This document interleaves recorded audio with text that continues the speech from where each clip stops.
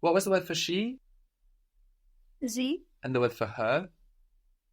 sie, Good. So sie doesn't change, and that's also the case for when it means they, no? Sie is they and also them. What was the word for he? Good, er. And him? ihn, Ihn. Good.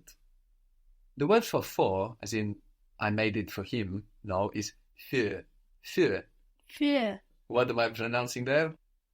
you, Well, you actually, umlaut. it's the U with the umlaut, but the idea with the umlaut is that it adds a quality of an E, no? So actually, another way of thinking about this sound is to think of a oo, and put your lips in the shape they are when you make an oo, and keeping your lips in that shape, pronounce an E. Oo, für. Wo, für. Exactly. That's it. So that's the idea. The umlaut adds a quality of an E. So, für. So how would you say, I made it for him? I have made it for him. Ich hab es für, That was good. für ihn gemacht. Good. Ich habe es für ihn gemacht. I've made it for him. I have it for him made. So we saw that we had machen, to do or to make, and then to close was to make two. How was that? Zu machen. Zu machen. Good. And to open, do you remember how it was to open? Aufmachen. Aufmachen. Good. We had also to turn on. The word for on in German is an. So to on turn was? Anmachen. Anmachen. What was to search? Do you remember to search? Suchen. Suchen. Good. And to try, which we built from to search? Versuchen. Versuchen. Good. And to visit? Besuchen. Besuchen. How would you say, I want to visit him? Ich will ihn besuchen. Good. Ich will ihn besuchen. To pick out is to outsearch. So how is out? Aussuchen. Aussuchen. Now these verbs that we build from other verbs now, so we start with, for example, suchen and we build versuchen, besuchen, aussuchen. We start with machen and we build zumachen, aufmachen, anmachen, and so on.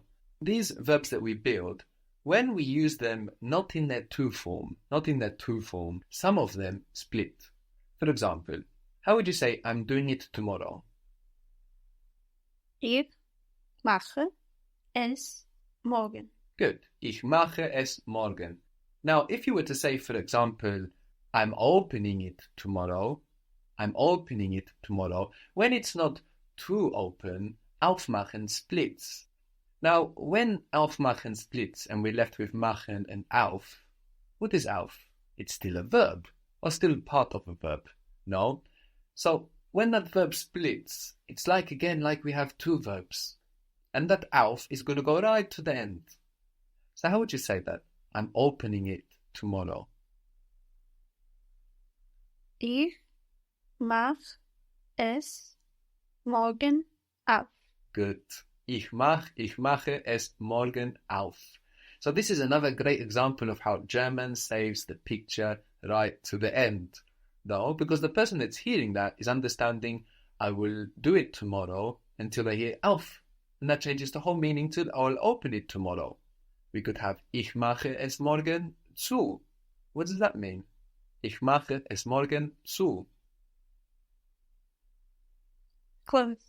Yeah, I will close it tomorrow.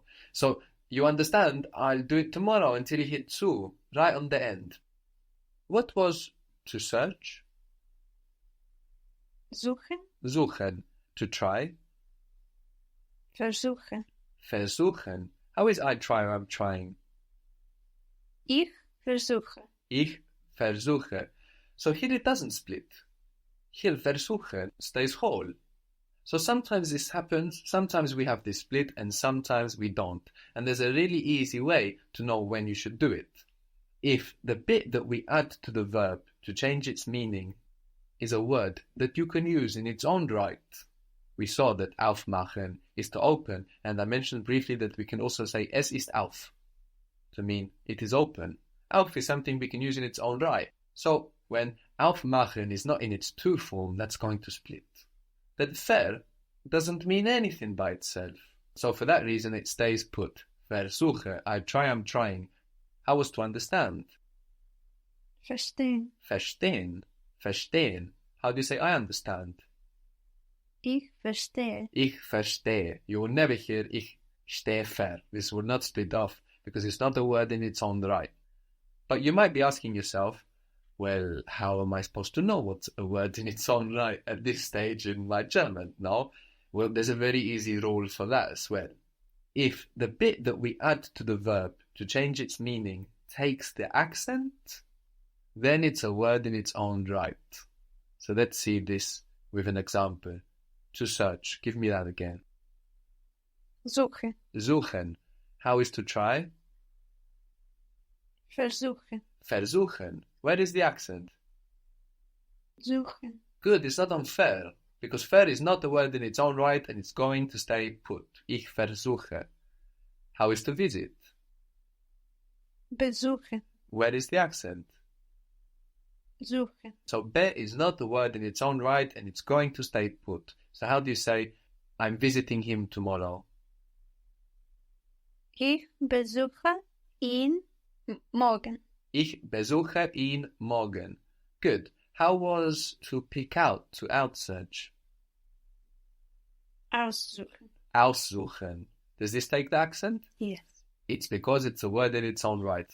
So here, when we are using this verb outside of its to form, no, this aus is going to split off, and that's going to act like now we have two verbs, like we have aus and suchen, and it's going to go to the end. So if you say something like, I'm picking it out tomorrow, I'll pick it out tomorrow, how would that be? Ich suche es morgen aus. Very good. Ich suche es morgen aus. So until you get to aus, what you understand is I'm searching for it tomorrow. I will look for it tomorrow. Aus, no, I will pick it out tomorrow. So this is why you really must listen to the end in German to understand what is going on. What was to come? Kommen. Kommen. You remember to arrive? It means to come on. Ankommen. Ankommen. Would this verb split? Yes. Why? Because the accent is on that one. Good. And an is its own word. So how would you say I'm arriving tomorrow?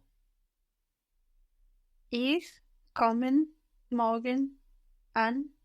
Good. You are so concentrated on the an that you forgot to change kommen. Ich komme morgen an. Good. Ich komme morgen an. But if the verb is in its to form, you leave it as it is, ankommen. So if you say, for example, I want to arrive tomorrow. Ich will morgen ankommen.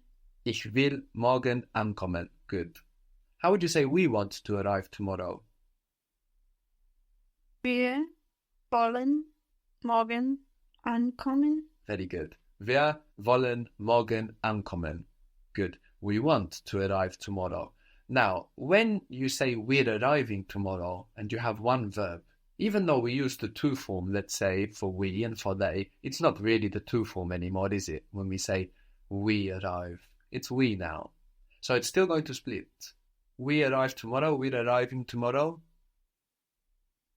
Wir kommen morgen an. Very good. Wir kommen morgen an. Good. They're arriving tomorrow. Sie kommen morgen an. Very good. Sie kommen morgen an.